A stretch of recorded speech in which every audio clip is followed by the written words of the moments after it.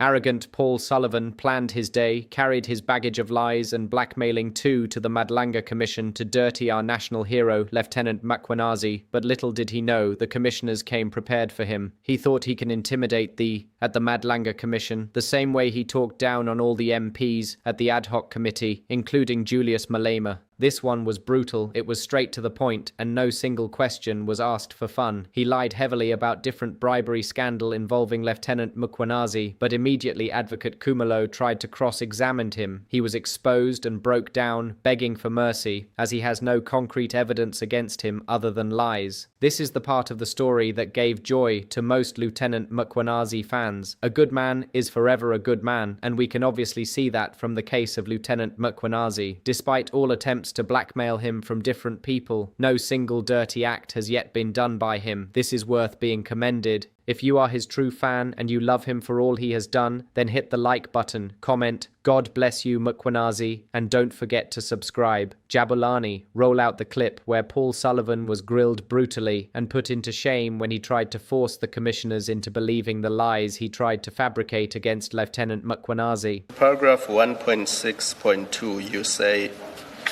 this gentleman is alleged to have gifted. Do you know who makes these allegations? Do you know who the source of the allegations? Say again, I didn't catch you. Paragraph 1.6.2 on page 17 of your statement. Yep. The name of the gentleman is mentioned there. And Mr. Kistiah. Say, yes, it is he's alleged to have gifted expensive It's what's bags. in the article.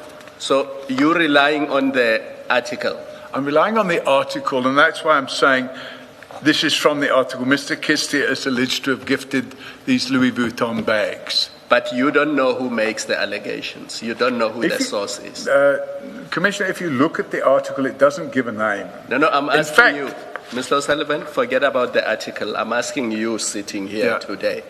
Do you know who makes the allegations or who is the source that makes the allegations? My understanding, and I've put it here in my statement, is that it was Brigadier Ras, a female brigadier who went on the journey with them, and that's on page 18. Where he references annexures S1 and S2, Commissioner. Yeah. So my understanding is that Brigadier Ras was also given a Louis Vuitton bag, but when she returned to South Africa, she handed it in because she said she didn't want it, because she knew that Inbanathan Kistiah either was going to be charged or she knew that there was a corrupted relationship. Inbanathan Kistiah is currently on trial with General Pashlani for corruption involving vast sums of money, millions and millions. I just wanted to make sure that you are not attributing to her things she did not say. Yeah. Sorry? Did she say that? Or is that what you assume she said? I received information that she was on that trip and she handed the bag in. I've never spoken to her. Okay. Okay? Sorry, Mr. O'Sullivan. I'm looking at what Commissioner Khumalo just referred you to in paragraph 1.6.2. 1 point? Where Commissioner Khumalo just referred you to, 1.6.2, the part that says, however, I was able to later confirm the allegations from a source.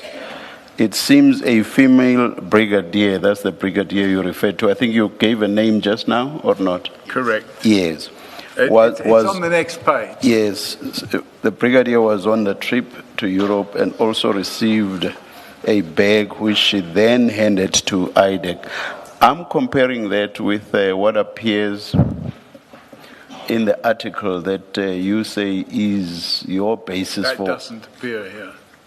Yeah, because at page 335, here's what the article says, the third paragraph at 335.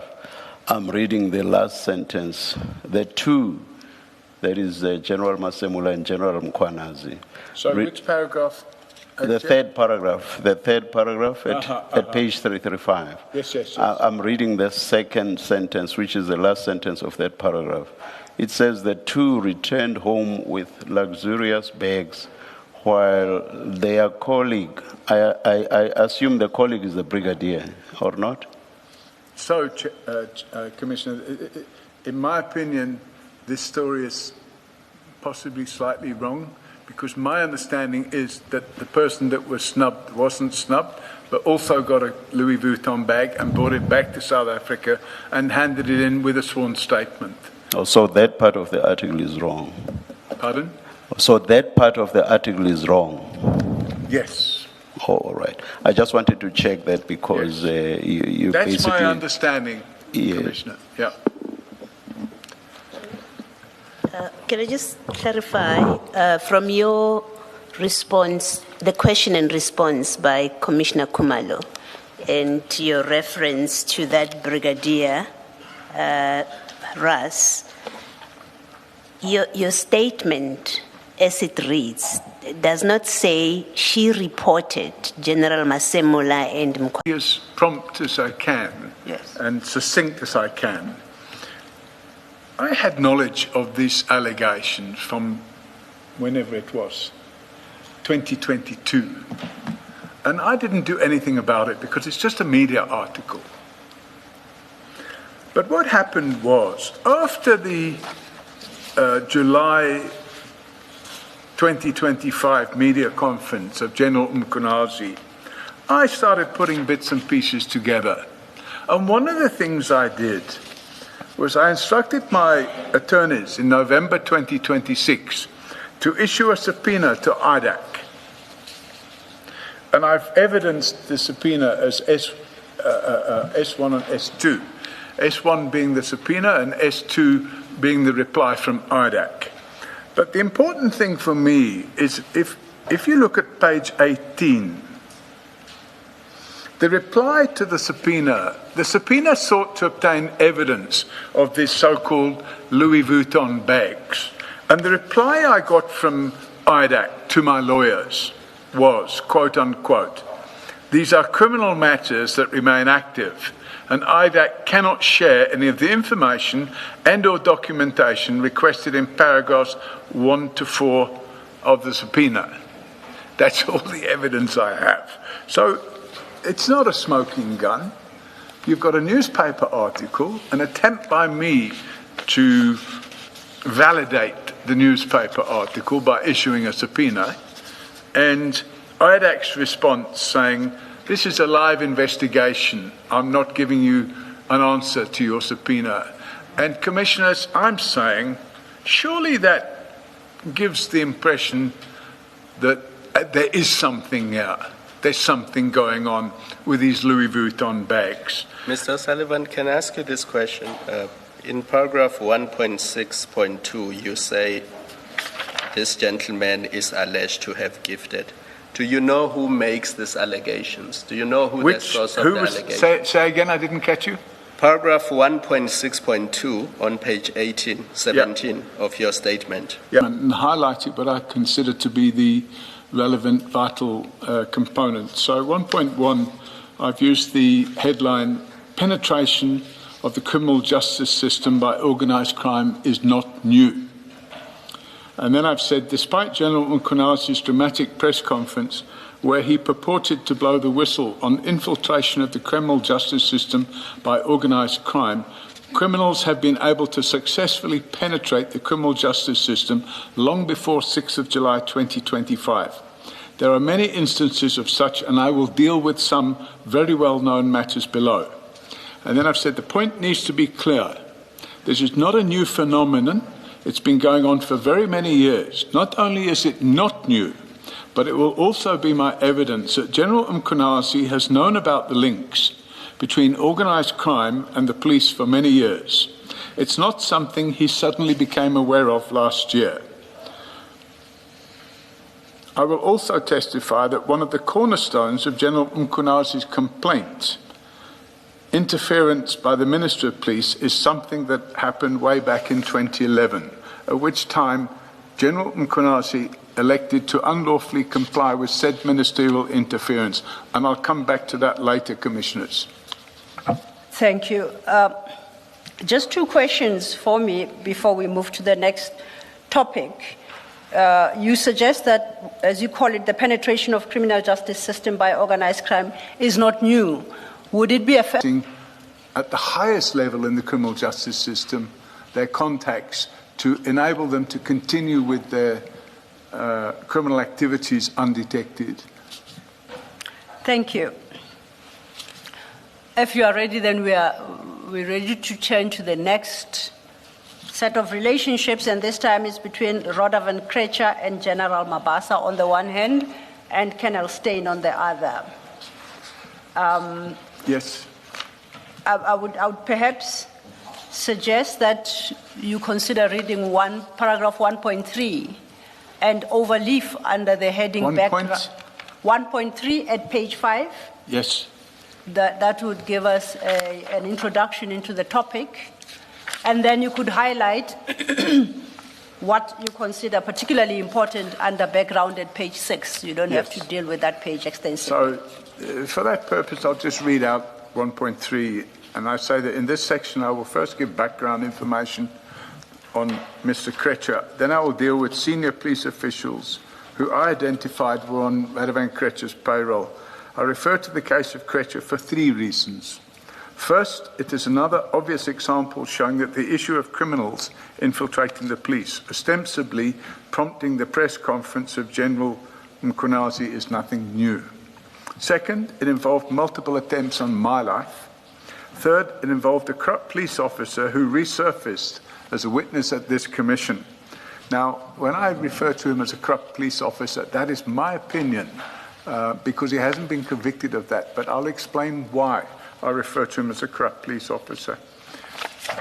And then, if I may move forward, I've given some background information on page 6. It's not my intention to read through that. It's there, it's on the record. Yes. In respect of page 7, I talk about Mr. Krejcir and General Mabasa. So that is the first relationship with Mr. Krejcir. Exactly. So. And what I talk about there, and what I've written there, that's my sworn statement. I can say it much quicker than what's written there. Yes, please. What happened was, I was investigating Rhodavan Krejcir for a myriad of crimes, lots of crimes. And by the way, I was doing this as a public interest matter. You will notice from my CV that I received awards in 2000 and 2001 from the Canadian government and the Australian government for activities that I used to expose and deal with human trafficking in South Africa, not in other parts of the world. But I got those award commendations from the Australian and Canadian governments because they recognized the work that I was doing. And I had identified Rhodavan Krejcir as being heavily involved with a gentleman from a chain of strip clubs known as Teasers. And I had identified that he was involved with importing, for the want of a better expression, ladies to work in these type of clubs. And I was trying to get the police to take action against him. And in every turn I was failing. I couldn't get the police to pay any attention to it. And I had written to Anwa Dramat, who at the time was the head of DPCI, and I sent him a very detailed breakdown of what I believed Rhodavan Krejcir was up to. And then all of a sudden I got a call out of the blue one day from the crime intelligence head in Gauteng, which was Major General Joey Mabasa. And he phoned me out of the blue. I hadn't been in communication with him ever before that. And he invited me to his office. I went there and he told me, no, he heard I've got information about Rhodavan Krejcir and he wants to take down Rhodavan Krejcir. I thought, wow, this is great. So I gave him a file on Rhodavan Krejcir. An hour later, I get a phone call from a source who's present in a meeting with Rhodavan Krejcir and tells me, Paul, that guy you just met with, you don't know what you're doing. I said, what do you mean? He said, that guy is on his way to see Rhodavan Krejcir with the file that you've given him. So I thought, wow, this Major General in the police is now going to see this criminal that I'm investigating.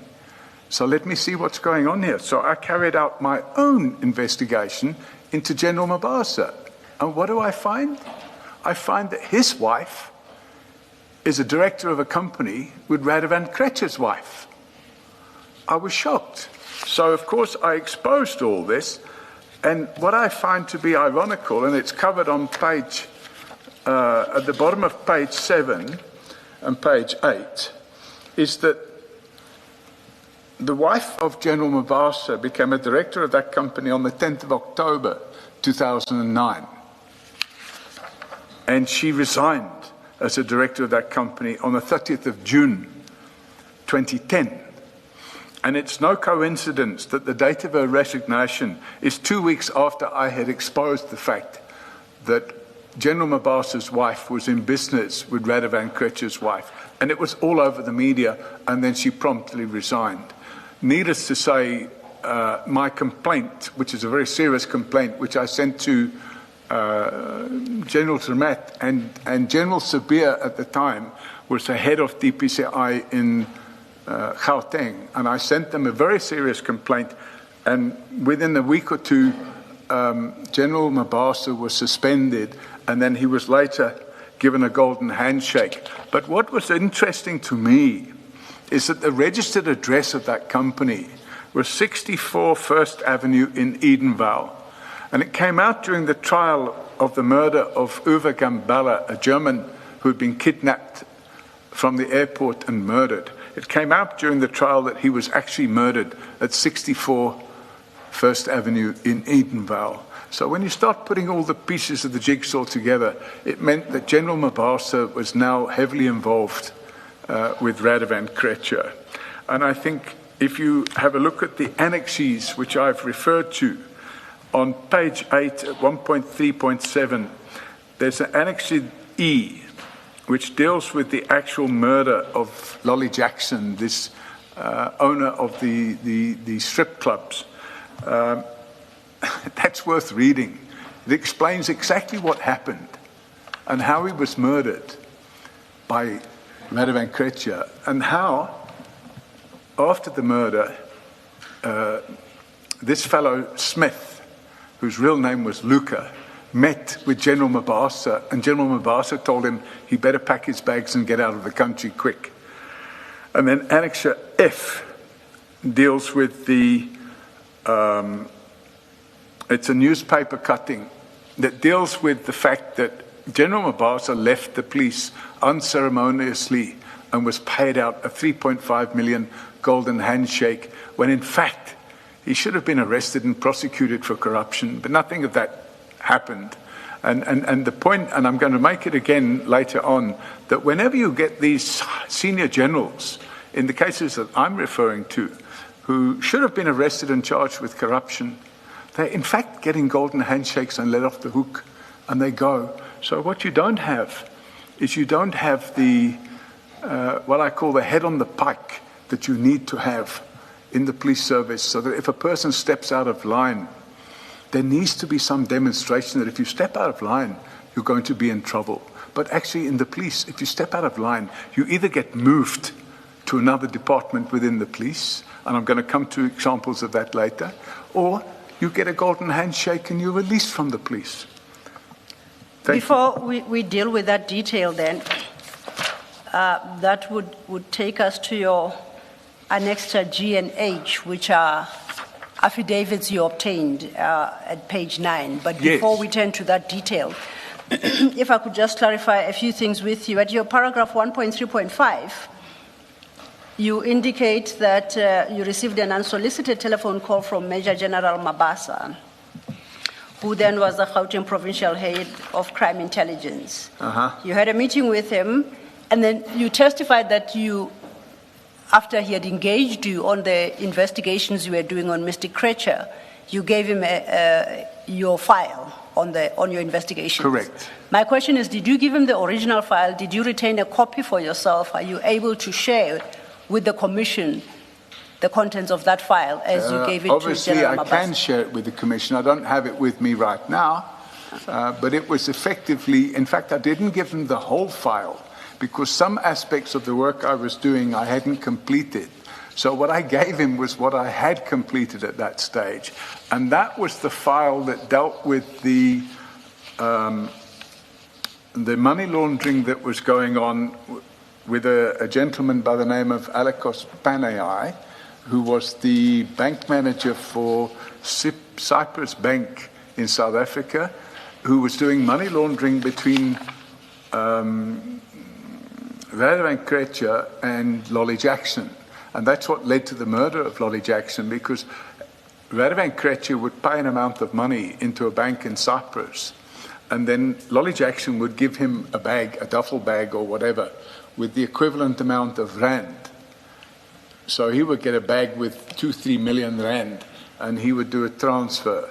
And what happened is what led to the murder. And if you look at these Annex E, you will see it. It details the fact that actually the final transfer they did, Radovan Krejcir presented a fake document indicating that he had transferred money into the Bank of Cyprus, when in fact he hadn't transferred any money at all. And Lolly Jackson then handed over a duffel bag full of rands in cash, and there was no concomitant transfer into his bank in Cyprus. So that caused the animosity between them, which ultimately led to the murder of Lolly Jackson. Now, that is what you were investigating at the time. That's exactly, and that's what I handed over to General Mabasa, because I'd interviewed this bank manager, and I'd taken a very detailed sworn statement from him, and I supplied that to General Mabasa. As a result of what I found out, I then phoned that witness and told him to go into hiding, because I believed that they would have tried to murder him. Now, at your paragraph 1.3.6, maybe before you do one. The matter of Mr. Brett Kerbel, issues that related to Mr. Stemmet and even Mr. Nassif, but the context related to the decision that had been taken by Mr. Vusi Pikoli to prosecute General Silebi. And then Mr. Mshe, or Advocate Mshe, came in to replace Mr. Pikoli, but he was an acting NDPP. And this is how I then got involved. Advocate Mshe wanted to know whether or not he should reverse the decision of Advocate Pikoli. A 4-person panel was appointed to look at that decision by Mr. Pikoli and to pronounce on whether the 4 people were of the view that Mr. Pikoli was correct in taking the decision. I chaired that 4-person panel, and our decision was that Mr. Pikoli's decision was correct. I thought I should just place it on record that I had that involvement on some of the issues or some of the facts that you are touching on. Thank you, Chair. Understood. Thank you. In fact, thank you, Commissioner, for that. I was fully aware of all that, so I'm grateful that you still have that memory at the time. And in some ways, it's rather unfortunate or coincidental that we are sitting here today in the college named after the then Justice Minister, who took, in my opinion, an unlawful step together with the then President in suspending Vusi Pikoli, because I understood that suspension, in fact, was aimed at preventing the arrest and charging of Commissioner Silebi. However, that's my opinion. But obviously, I was very happy when in January of 2008, that 4-man committee issued the... It was a 4-person, we actually had a woman. There you go. I used the word man as in human. So I was very happy with the outcome of it, because I had actually left the country because there was a threat against my life for raising all those issues. So I had temporarily exited myself from the country for my own safety. So that was how tight things were in those days. Thank you. Thank you, Chair. Thank you, Mr. Sullivan. But as I understand, your testimony today doesn't relate to that part of things that the Chair highlights. He's just placing it on record. You are dealing with the criminal charges and trials that subsequently took place. And I think if you want to get the crux of what I'm saying, it is that the Agliotti syndicate, which was a drug cartel and counterfeit cigarette cartel, they had well and truly infiltrated the criminal justice system and were utilizing, at the highest level in the criminal justice system, their contacts to enable them to continue with their supply. That to General Mabasa. As a result of what I found out, I then phoned that witness and told him to go into hiding because I believed that they would have tried to murder him. Now, at your paragraph 1.3.6, maybe before you do 1.3.6, Yes.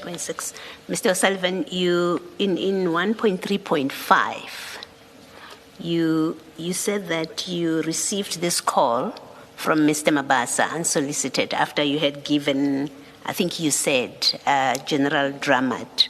In your statement, you say General Shadrack Sibiya. Is that a correction? Is it Sibiya or Dramat?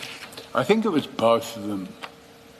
Well, later on, you do speak of giving them both a report. Yes. But here at the beginning, where you speak about what results in the unsolicited telephone call from General Mabasa, you say you had shared information of your investigation with Sibiya. I just want to correct the fact. Is it General Sibiya? Is it Dramat? It was General Sibiya and General Dramat at this point. Yes. Okay, thank you. Whatever I supplied to General Sibiya at that moment in time, I used to also supply to General Dramat because I didn't want a single point of entry. I wanted there to be knowledge at different levels within the police about what was going on. In fact, I even went to the office of General Dramat and had a meeting with him about Radovan Krejcir. Thank you. Thank you, Mr. Thank you, Commissioner Baloyi. At your paragraph 1.3.6, you say about an hour after you left General Mabasa's office, you got a call from a source advising you that he has been informed by Mr. Krejcir that General Mabasa was on his way to see him with a file he had obtained from you. Now, I'm not going to ask you who your source is.